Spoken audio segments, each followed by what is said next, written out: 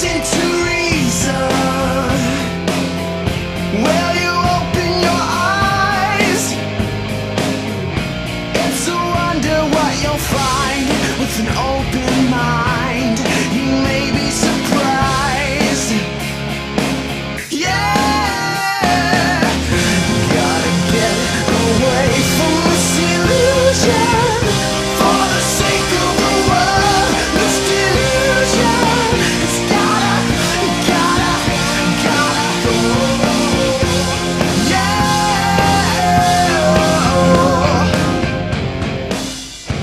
Hey everybody, welcome to the show. This is the Atheist Experience. We're live. It's Sunday, July 22nd, 2012. I'm at Dillahunty. I just almost spilled my water all over the table. This is Jen Peoples. Welcome. Thank you. I would have laughed if you had.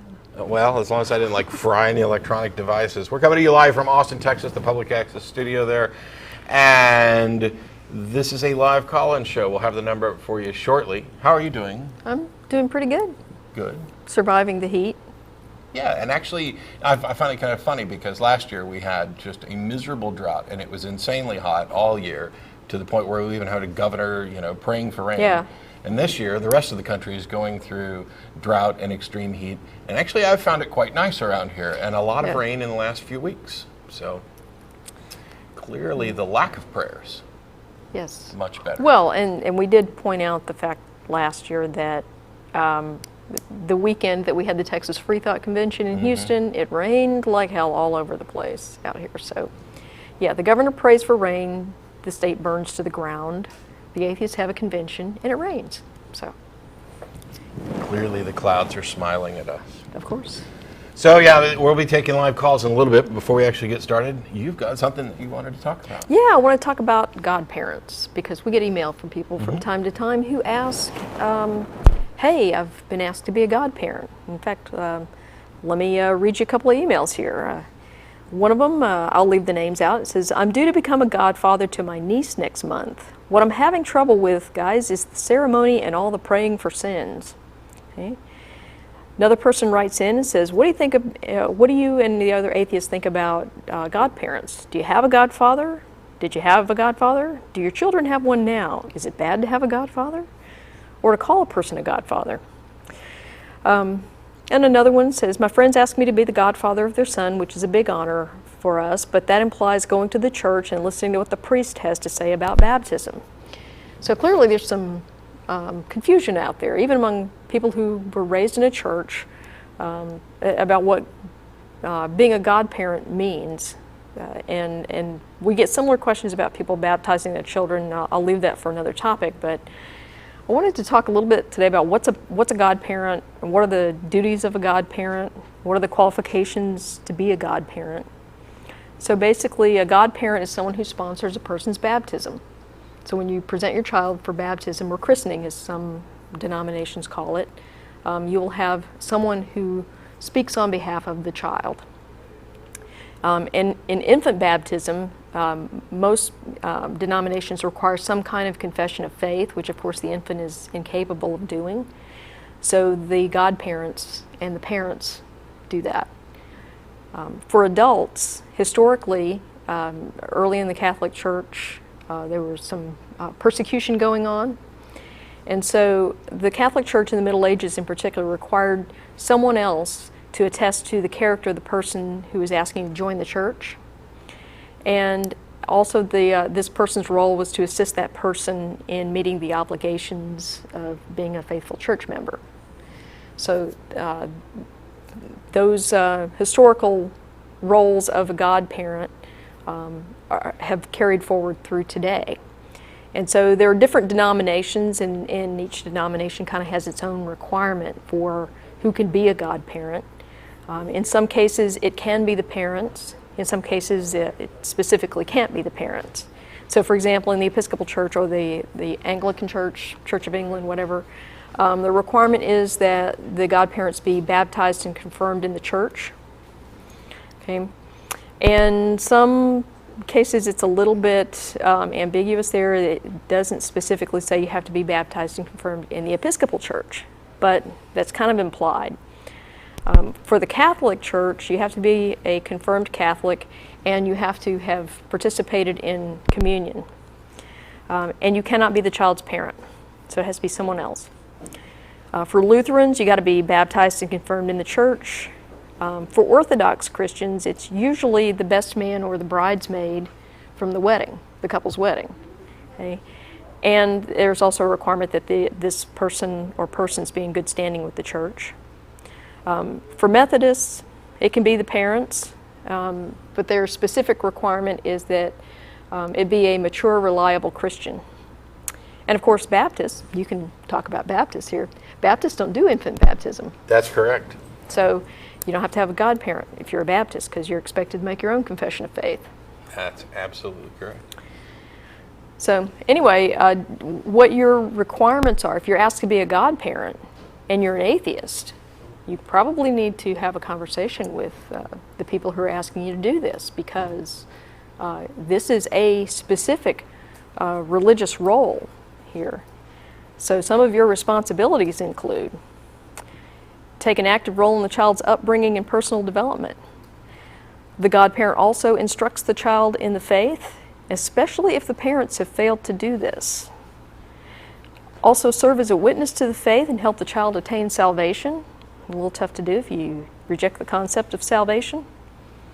And in some denominations, you might even be responsible for naming the child. Which would be so awesome. Yeah.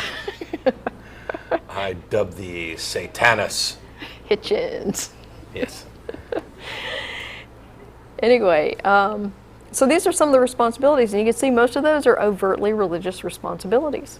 So, there's this idea that, being a godparent is an honor, and I suppose it might be, but if you've been asked to be a godparent, you really need to investigate what it is they expect of you and what are the requirements, because as an atheist, you may not even meet the requirements to be a godparent. Yeah, it's one of those things where we understand the history of it, we understand the religious aspect of it.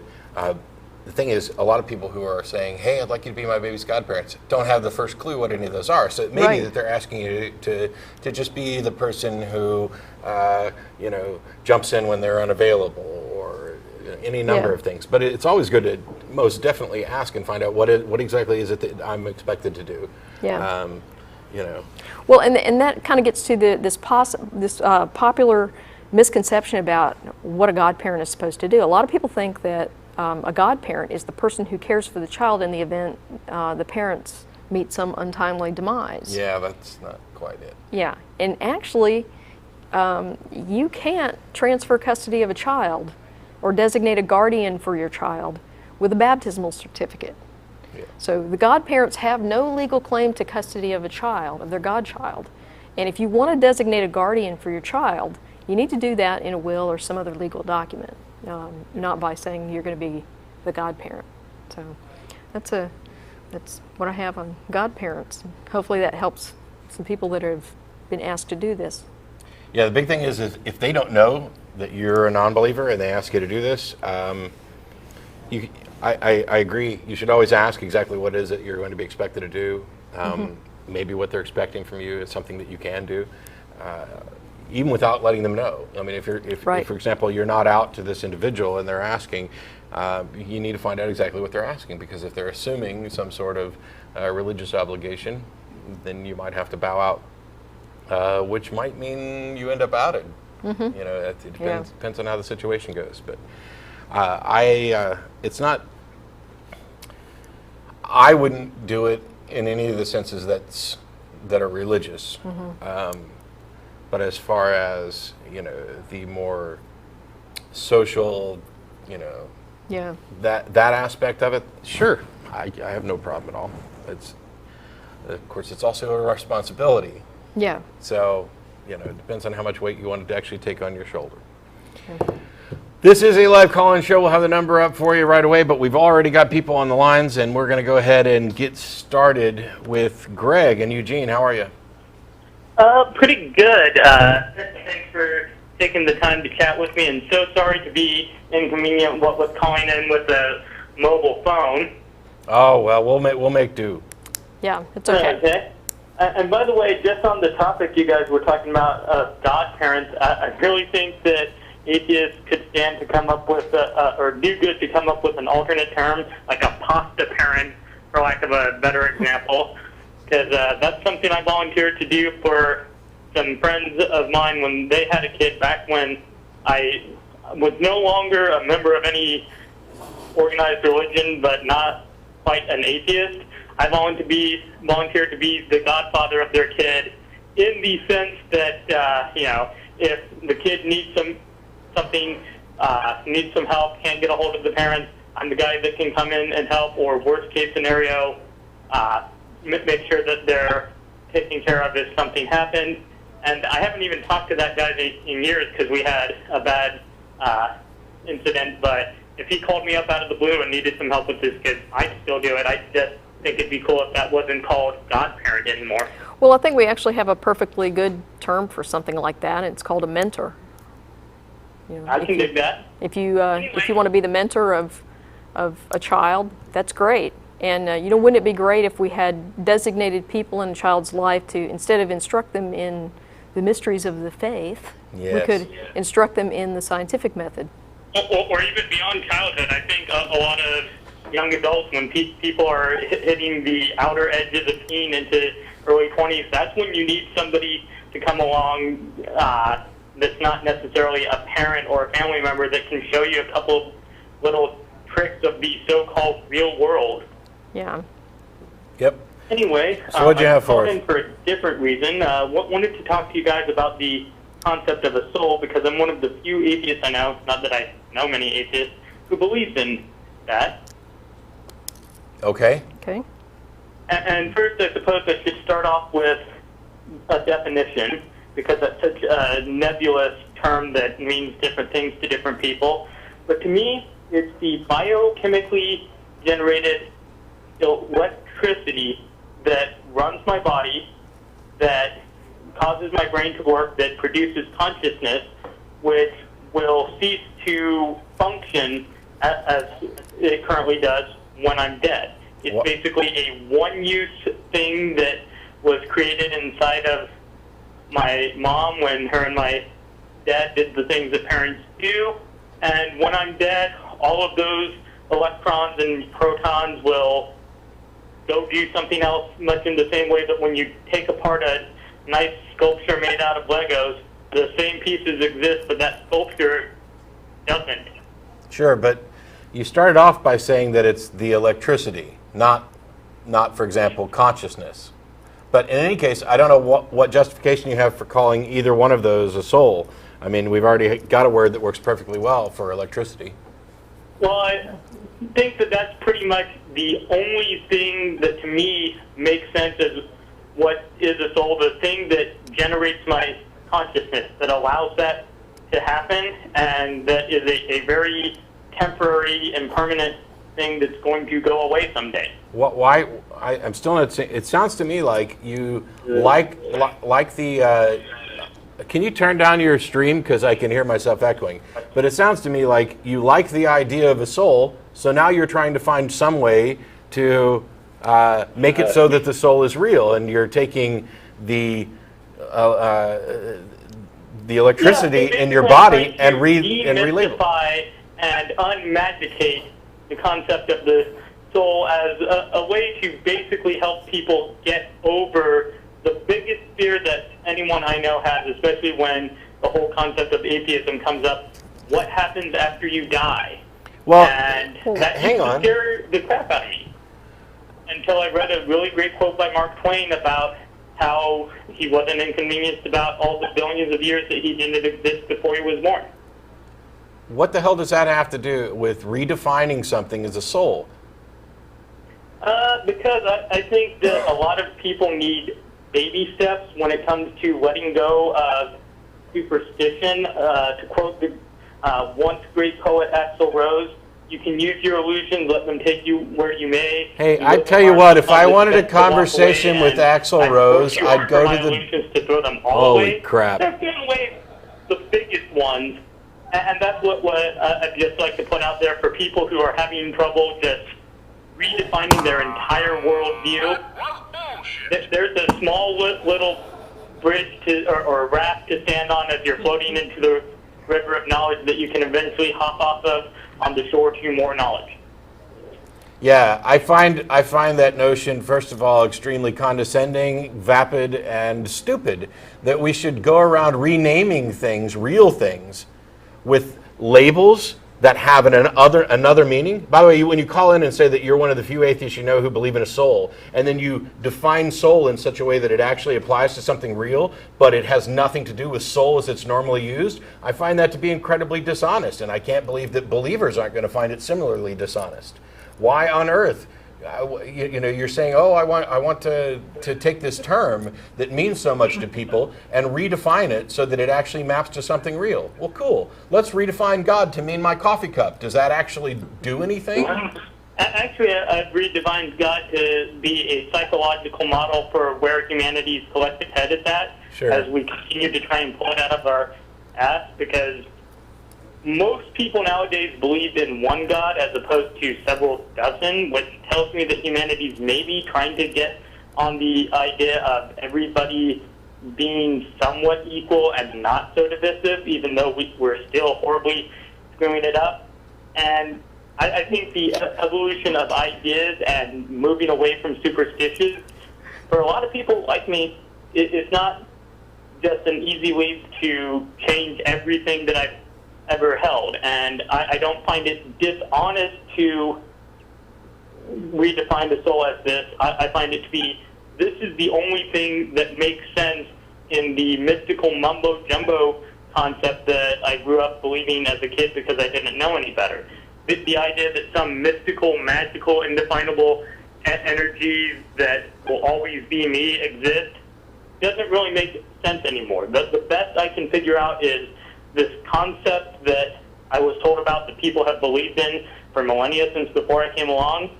It's an overextension of just this one element of our condition that we can't figure out, consciousness, why we're able to ask the question why we're here.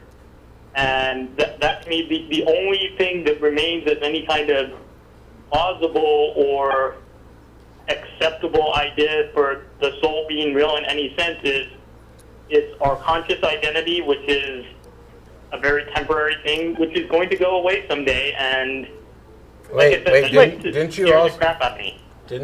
Didn't you also say that you believed in the afterlife? In a very limited extent, it's. I'm ready for another redefinition. My definition of the afterlife is more likely than not when I die, I will have a very slow, delusional state similar to what is often described as a near-death experience. That's and not then after death. My That's body not. will be decomposed. Shit. That's not after death. You said you're talking about afterlife, not the process of dying. Do you believe there's an afterlife? In the typical definition of my identity will continue to exist forever, no. Okay. I believe now that you also don't believe in a soul by the typical definition, correct? No, I'm offering a new definition because new definitions come up all the time as people figure out more things, kind of like the definition that most people I know have ever had. Thanks so much. But when you find out something's not true, you jettison it. You don't need to come up with a new label for it. But thanks a lot for calling, Eugene or Greg. All right, we got Brent in Costa Mesa. How are you? We got Brent in Costa Mesa. All right, so do I need to turn down my... Yeah, turn it down. All right, guys, can you hear me? Yes. Okay, so I'll just get right into my question. I've seen quite a few episodes of the show, and a while back you addressed the question of if the Big Bang's real, who started the Big Bang? Because what you did in that specific episode is provide a link, a domain to go to, and I took a look, and guy had like a decent idea of how it began, scientifically provable. And from what I gathered from it, he was trying to say that when there's nothing, you have a vacuum, and just like taking all the air out of a bottle of wine, for example, is if you actually take it all out, there will be an explosion. The glass will explode. So I guess that goes back to the laws of physics. And so I'm calling in to ask who Who came up with the laws of physics? Who put all that there? What makes you think? Go ahead. Yeah, the laws of physics, any scientific law is not something someone came up with. These are observations. They're descriptive laws. They're not prescriptive laws. Nobody Yeah. wrote them like thou shalt not exceed 55 miles per hour on the freeway. This is just a description of how particles interact in the universe. Okay. You could validly ask, why are the laws of physics as they are instead of some alternative? But the question, who wrote the laws of physics, or who created the laws of physics, that is a nonsensical question. Okay. Okay.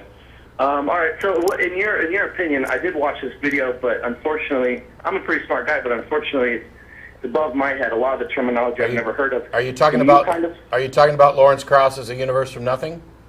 I believe that's the one. It's been a Okay. while Okay. since I've seen it. Yeah.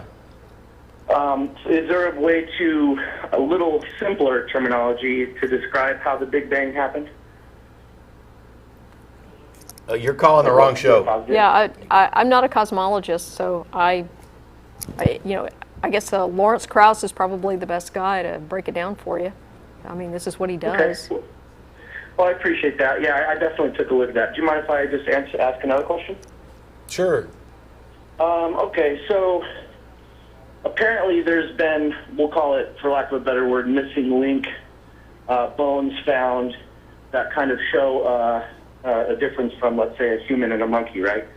To my knowledge, something like 24 highly incomplete skeletons. Okay, so we've got 24 skeletons of what would be a missing link, but how many T-Rex bones do we have? And it's like significantly more. And I'm wondering why we have such incomplete missing, let's call it missing link bones, such incomplete and so few, whereas where we have very complete T-Rex or whatever dinosaur you want to specifically talk about. Wow, there's so much wrong with that question. It's really kind of hard. Yeah. First of all, T-Rex is a single species for which we have a number of examples of, but we don't have all the transitional forms between T-Rex and its precursors. So you're comparing transitional forms between two species over time with a single species, so you're comparing apples and oranges to begin with. Okay, you're right. I probably didn't phrase that correctly, but I think you kind of led me into the question I was trying to ask, is why don't we have, maybe a better question would be, why don't we have those transitional forms? We have we have lots of transitional forms, and one of the key things is that everything is a transitional form. Why don't we have more fossils in the fossil record? It's because fossils are very difficult and only occur under certain circumstances. So we're lucky that we have any at all. But we don't need fossils at all to demonstrate common ancestry between humans and the rest of the great apes. I mean, we can do that with genetics alone. Yeah, but I'm sorry, curious why there aren't fossils though. Well, because fossilization only occurs under very specific conditions. Oh, I didn't know that. Yeah. Did you think everything that ever died became a fossil? To be honest with you, in some form, I suppose, yeah, that's what I was thinking.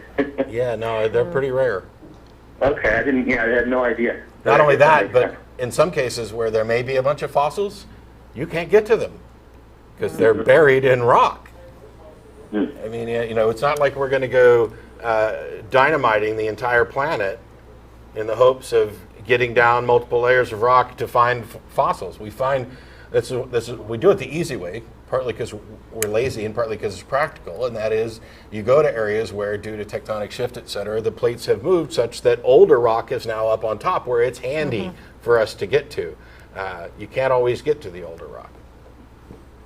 Okay. But anyway, All right, thanks well, a lot. Yeah, that definitely, I'm glad I could learn something new there. Sure. I'd with that recommend being- recommend Go ahead. stopping by Talk Origins, and Yeah. there's a lot of good information there about all this stuff. But thanks so much for calling, Brent.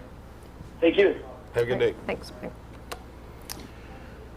Got Mark in Kingston, Ontario, Canada. How are you? Oh, hi, Matt. Hi, Jen. Hi, how are you? I was just wondering, this year being an election year, why not more atheist groups perhaps emphasize the fact that there are quite a number of atheists in the U.S. I think, what was the number, about 15%? Yeah. The numbers I was hearing. I think the nuns are Yeah. up to 19% now. Yeah, something like that. But that doesn't necessarily mean atheists, so. Yeah. Well, we actually are pretty open about, the secular community as a whole is actually much more active now than we have been previously. Are you familiar with the Secular Coalition? Just vaguely, mostly Okay. from programs like yourself and Okay. other things on the net. All right, so Secular Coalition is a lobbying group in Washington that actually lobbies on behalf of secular issues and secular Americans. So, And that the Secular Coalition for America is also branching out and having state chapters for all of those. There are a number of individual groups that are working on the local level. There's a lot of reasons why it hasn't been more prevalent. And first of all is that, despite the fact that our numbers are increasing, we're still a much misunderstood and maligned minority.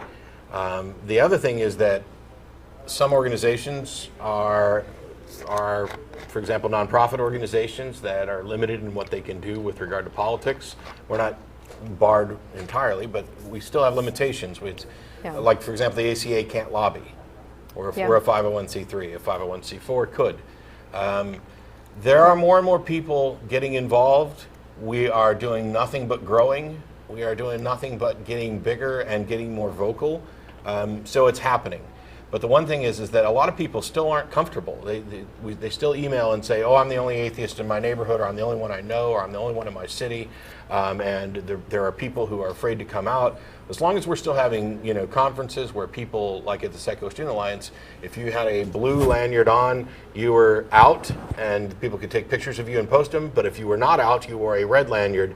You don't see that at conferences for religious organizations where there are people who are still not willing to say who they are. So those of us who are out and active need to continue doing so we can create a world where everybody else can be out and active as well.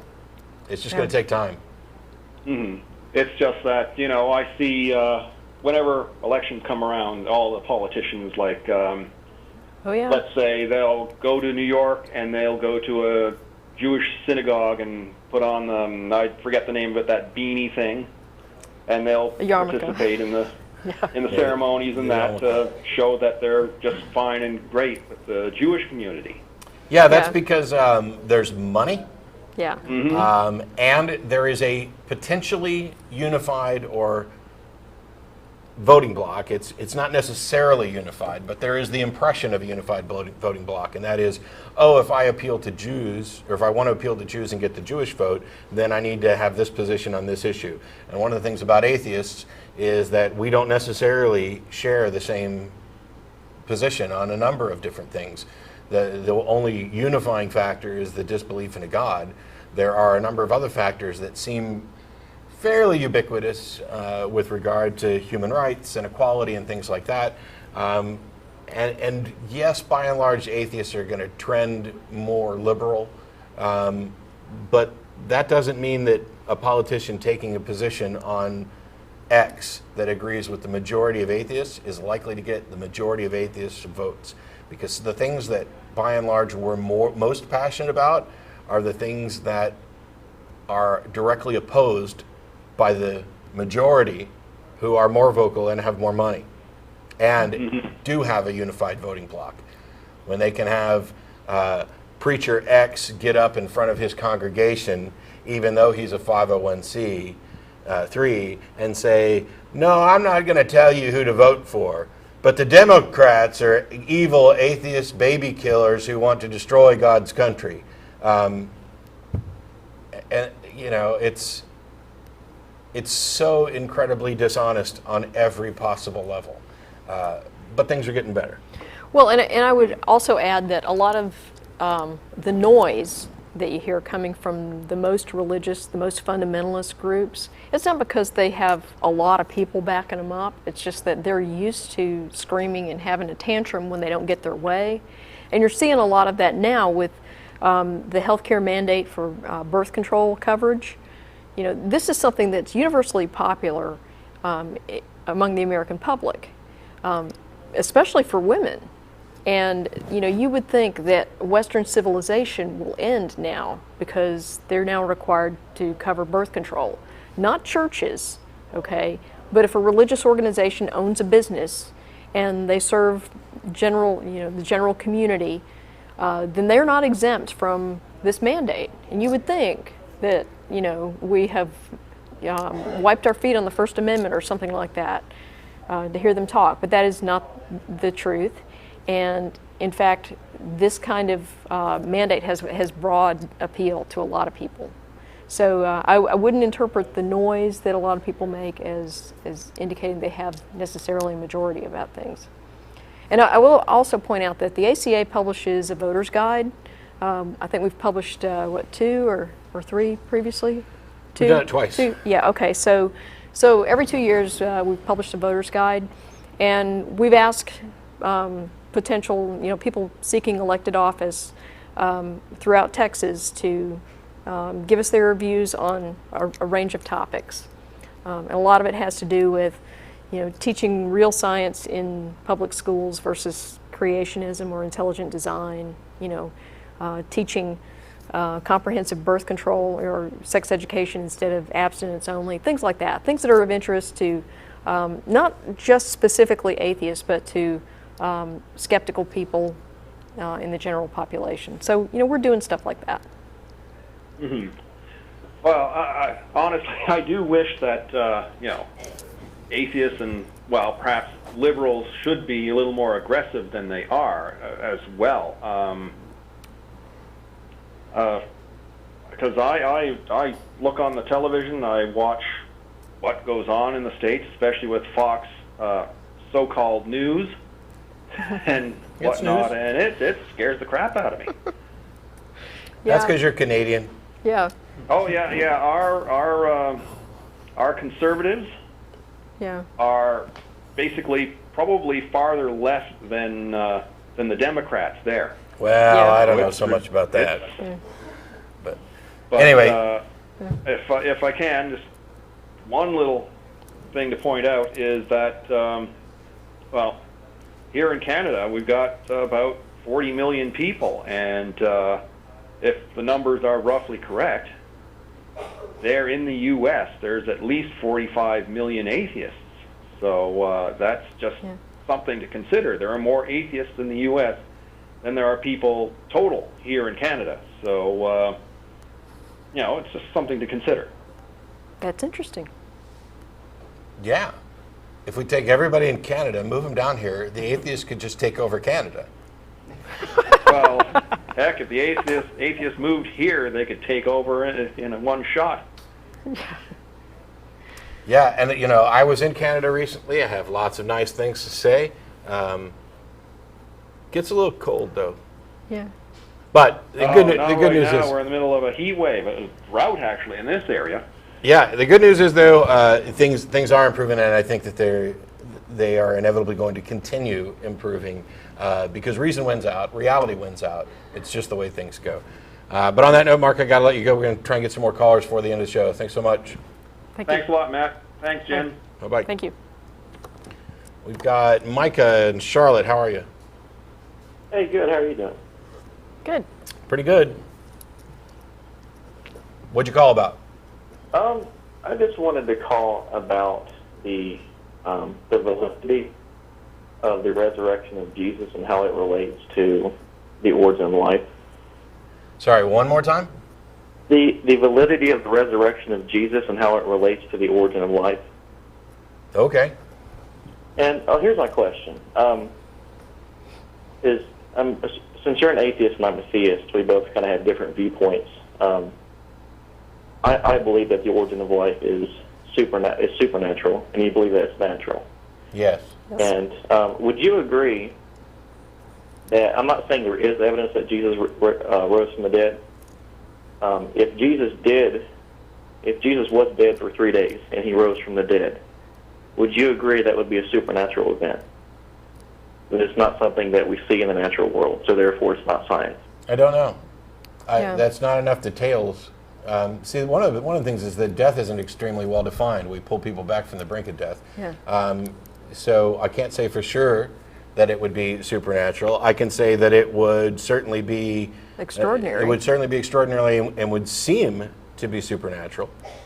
Okay, right. So if Jesus and all of his cells were dead for 3 days, and somehow his whole entire body was regenerated after 3 days, would you agree that that would be something supernatural? At least something that's not seen we don't in know. the natural world. We just said it would be extraordinary, but we wouldn't necessarily call it The fact that something supernatural. hasn't previously been observed doesn't mean that it's necessarily unnatural. What I said when I answered your question is that I don't know what I would consider it. There's not enough information, but I'm willing to grant that that sort of thing might be perceived as supernatural and could in fact be. Okay. But you would definitely agree, since it's not something that is seen in the natural world, that at this point in time it cannot be considered science, right? We don't know. It can't be considered science. See, everything about the phrasing about this is kind of clumsy. I'm assuming you mean that there wouldn't be a scientific explanation, and the answer is we don't know. Right. Well, no, there would be. The answer would be no, because we would have the very first occurrence, and we would then need to investigate it in order to determine. So at the time that it occurred, there wouldn't be a scientific explanation. But there's lots of things for which we don't currently have a scientific explanation. That doesn't make them supernatural. Right, exactly. So if that were to, if Jesus' resurrection were indeed true, it would not be something that would have empirical support. We wouldn't have any scientific theory of how it happened, right? Well, are you saying that we couldn't use the scientific method to investigate it? We could, but since it's something that we don't see what I'm saying is that there is a historical claim that Jesus rose from the dead. Yes. Okay. And since we do not see anything, we don't see men dying for 3 days and resurrecting in the natural world that we have today. Would everyone agree with that? Yes, That's I'm unaware correct. of any confirmed case of that happening ever, including Jesus. Right, okay. So I guess here's the entire point I'm trying to make, okay, is that we both agree that if Jesus did rise from the dead, there's no scientific evidence in the natural world that such a thing can happen, that it's actually a natural process, that a man can be dead for 3 days, his cells be dead, and somehow be regenerated after 3 days, okay? So by your own logic... Well, hang on. Before we get to my own logic, two quick things. You're saying we agree on something, and then the way you phrase it sounds like it was pre-written and doesn't match what I actually agreed to. And then as far as my own logic, there's just logic. I don't have my own special type of logic. Right. Okay. Right. Based on what you're telling me, is what I'm saying. Based on what we both agree on, actually. Okay. So, but based on what we both agree on and what you just told me, the origin of life when non-living material became living is not science. No, and that's not even supernatural. You didn't listen to a word I said, did you?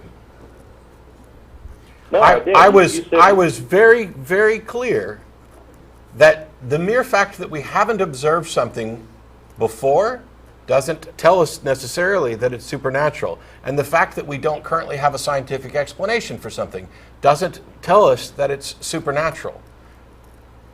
Right, and even if it's not supernatural, if we don't, for example, if we don't see men resurrecting after 3 days in the natural world, science is what we can observe in the natural world, correct? Science is the explanations for what we observe in the natural world. Yeah, it's a method. It's not a body of knowledge. Theory. It's not necessarily science. That's what a theory is. Whoa. No, wait. Give me your definition of a theory. A theory is an explanation that is based on the facts that what we observe. In other words, we have a set of facts, and the theory is what explains those facts. Right. But you're aware that theories it's a broad model are developed from doing science, and that theories are the highest point of science, the graduation point, so to speak. Right. That there's nothing higher than a theory in science. Right, exactly. So what I'm saying is that there are no facts that we have that support the idea that a man can be dead for 3 days and resurrect. In the same sense that there are no facts that support the idea that non-living material can become living. Yeah, there is. There are facts that support that. All right, so this is the point, okay? If you believe that it's not supernatural, so there's two problems here. There's more than that. Yeah. There's probably quite a few. if the resurrection of Jesus is either supernatural or it's not, there's no facts to support that such a thing can happen, it's the exact same thing with the origin of life. Except for two things. Number one, you've got a dichotomy there that is, while it's valid, is completely crazy. It's not a way that you want to phrase things. It's either supernatural or we don't have scientific facts. But the thing is, when you're talking about abiogenesis, we do have facts that have been investigated by science. We don't fully understand abiogenesis. We don't understand everything about it, but we have, in the laboratory, demonstrated that it is possible for natural material, by purely natural mechanisms, to give rise to the building blocks of life. Right. And here's the issue of that. I've actually studied this quite a bit. This whole theory of abiogenesis can't even get to the step of producing a protein. What we can do is... No. For somebody who's studied this quite a bit, I just... Yeah. This is baffling because... Let me give an example. Can't get to the step of producing a protein. Do you realize how much further down the chain a protein is than just the building blocks of living material? That you're objecting to somebody not being able to create a 747. Right, and I'm assuming you know what a protein is, correct? Yeah. Yes. However, Okay. I'm wondering why we're going through all of this, because there's a fundamental problem at the base of this, and one of them is this. There's absolutely nothing that we can investigate with regarding the resurrection of Jesus. It's a historical claim. There's no Exactly. scientific evidence for it.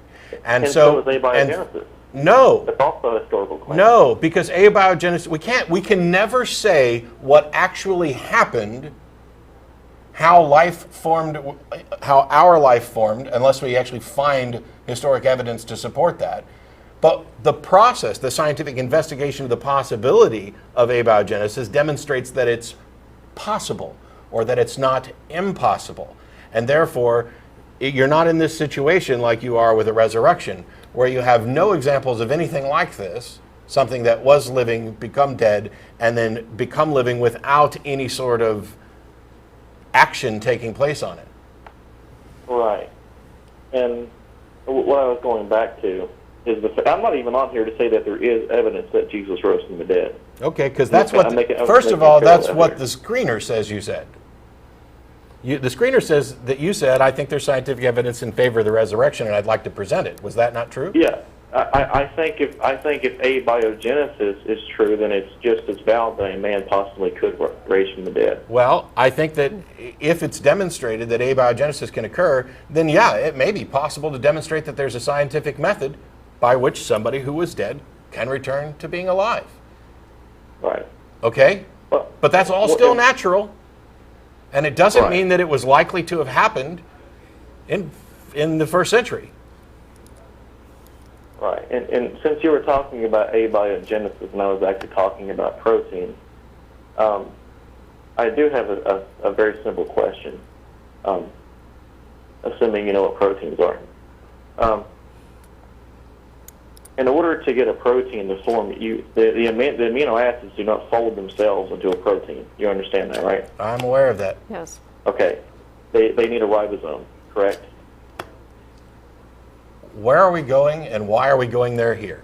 Yeah. Why aren't you calling science shows? Well, I just assume the atheists, study science quite a bit. I am. Here's the thing.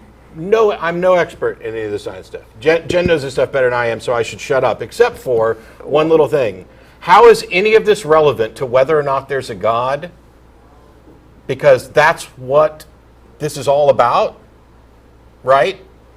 Right. You believe there's a God and I don't, right? Right. And I think it is relevant because I think I can easily show how abiogenesis is scientifically impossible. Aha! Ah. Now we get to the crux of it. This is why I said there's a big old fat problem at the back end of this. Your position is that abiogenesis is impossible. You are making a claim that something cannot naturally occur. Not that it has not, but that it cannot. Right. Why would you call into a public access TV show with no scientists to make the claim that this is scientifically impossible, why aren't you publishing papers and actually talking to scientists about this? And why aren't other scientists making the same assertions that you are? Why are they actually investigating to find out whether or not it is possible? And why does the evidence seem to preclude the impossibility of it? I don't know if I caught everything that you said, but I have spoken to scientists before. You have what? I have spoken to scientists before. Okay, and what did they tell you? I never got a response. Oh, yeah, well, they probably were busy Which is why investigating this call how is over. abiogenesis Which is occurred. why this call is over.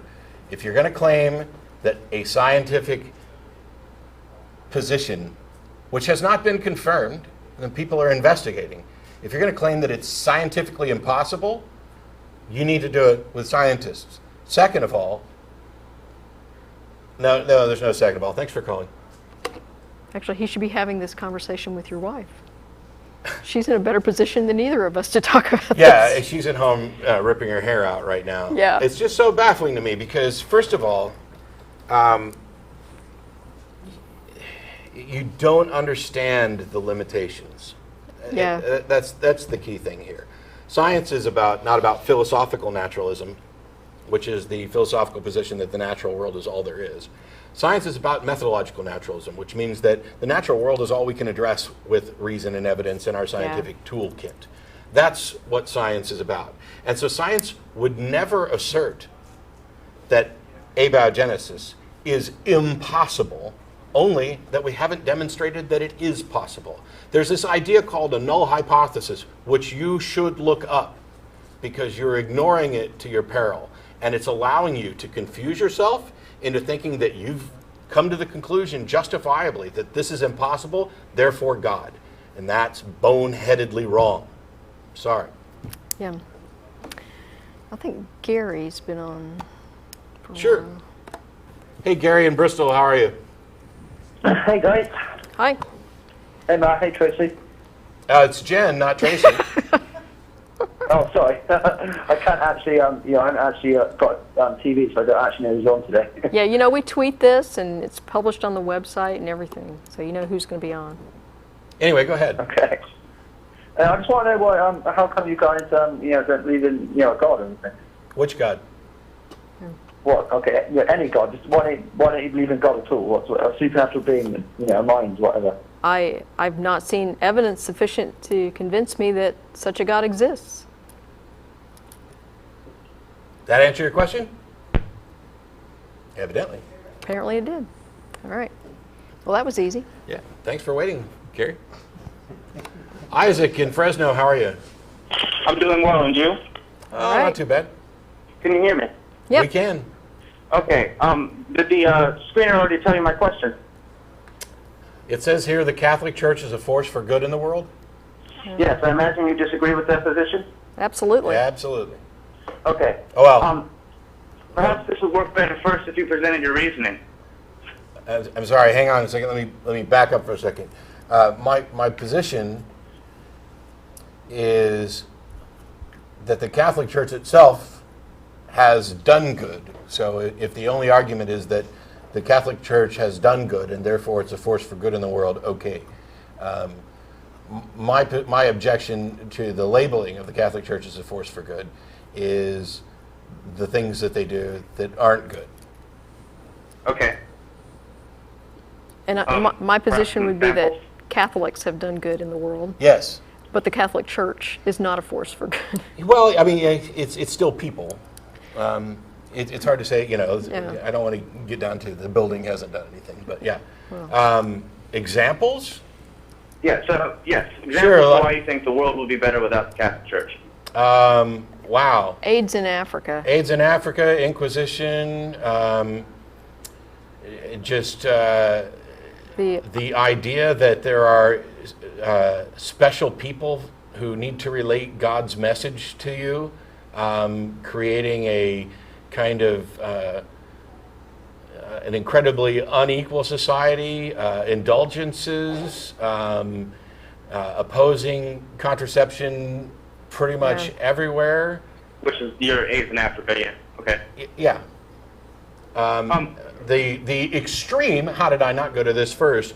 The extremely illegal actions that make them a corrupt criminal organization of moving pedophiles around from church to church over a colossal amount of time in order to save their image and allow these predators to keep raping children. How's that for not a force for good in the world? Well, my first response to that is I'll pose the same question you posed to the gentleman earlier who was talking about scientists. You mentioned, why aren't scientists contradicting his statements? Well, why aren't litigators contradicting your statements? If that were really the case, the Attorney General would have taken the Catholic Church to task on that a long time ago. Well, no. So, part of the problem. But, I mean, no, that's beside the point. No, it's not beside the point. It's not. It's host of complaints within the organization, and you've even labeled it as criminal. But the thing is, why in the world don't you bother to reform the organization rather than simply to destroy it? Because I'm not a member of it. The police. I don't care to reform it. Why would I care to reform it? First of all, you're not going to just sit here and come up with fallacy after. Well, if what you said was true, then certainly the legislature should be going after them. Have you looked in Ireland lately where that's exactly what they're doing? When you're talking about an organization that is systematically set up to avoid and inhibit criminal investigations, it's really, really hard, especially when you talk about something that's rich and filthy rich and powerful. The fact that it hasn't happened yet, oh wait, no, that's not true. It's happening now. So your initial rebuttal here is absolute nonsense. Sir, that's funny. You haven't even heard my entire argument because you haven't allowed me to finish. Would you like me to allow you to finish, or would you like me to hang up on you? Yes, please. Most certainly. Thank you. Now, the police force exists. It's a necessary force to keep criminals away. Yet there exists corruption in the police force, and they do things far worse than the Catholic Church. And mind you, these pedophiles would have done what they did. Pause. I'm going to let you finish. Pause. But we do not. I put you on hold in case you didn't hear that. Nobody can hear you but you right now. So you're paused. We cannot get rid of a necessary system. You're still yelling into the phone. Yeah. Sir, I do not want to have a shouting match. You're not having a shouting match with anybody except yourself. Your ass is on hold. That would be most appreciated. You don't understand. If you would pause for a second, I'm trying to explain to you that you're on hold so that I can respond to your nonsensical position here. No, sir, no. Wow, you don't know what hold means. I'm going to give you exactly one more chance to actually have a conversation here, which is a back and forth, and you're gone. The police is a necessary organization, and it's worth reforming. The Catholic Church is not a necessary organization. It is a nonsensical organization. A bunch of fat, lazy do-nothings who have been living off the public dole for centuries. The fact that they can do good is a testament to the fact that there are good people who will do good. But the organization is corrupt. It is poisoned to its core, and it serves no essential good purpose, no true purpose. It's lie after lie, promoting harm to real people, and you can sit there and engage in histrionics and yelling at yourself on hold all you want, but the Catholic Church is not a force for good, and fuck you for saying so. Joey in Los Angeles, thanks for waiting. Oh yeah, thank you for having me. You got like 3 minutes maybe. I apologize for the No problem. I just had a question pertaining to a show you had a long time ago, and you had said that you didn't find the problem of evil argument to be quite compelling, and I found that quite fascinating because I've always been saying the same thing to myself because I never found it relevant to whether a God actually exists or not. I'm more concerned with whether God exists, not so much the character.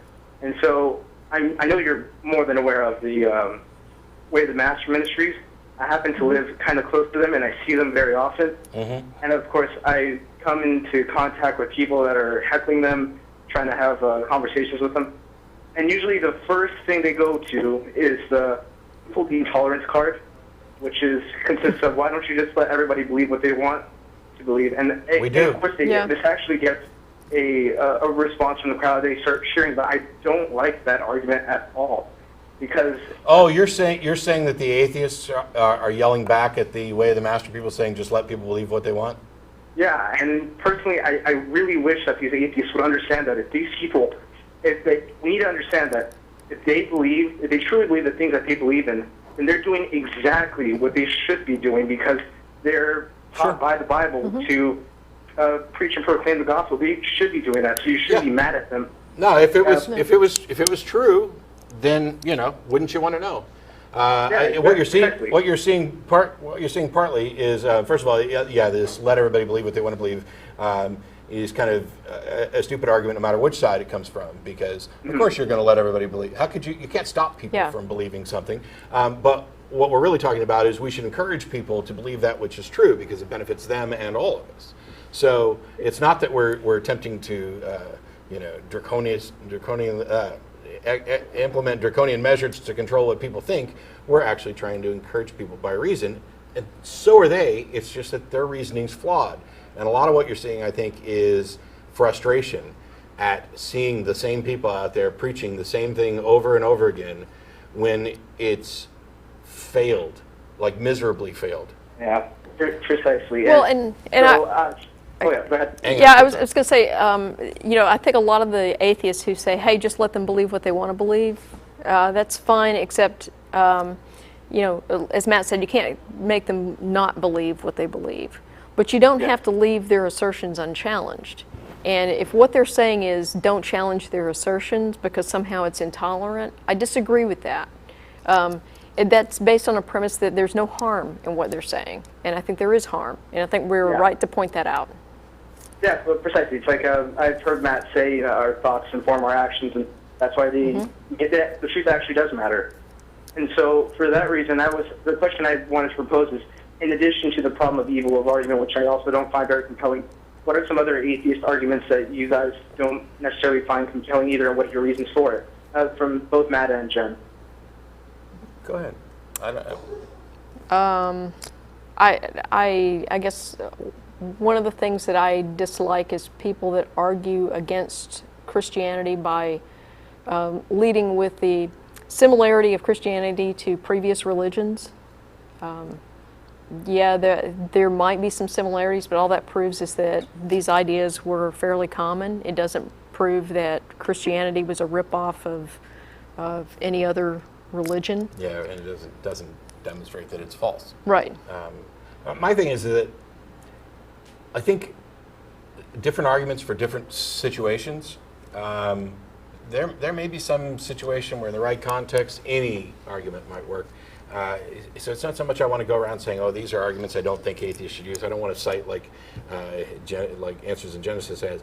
It's just, this is my personal taste. I understand the problem of evil has a place. I just don't really find it that useful most of the time.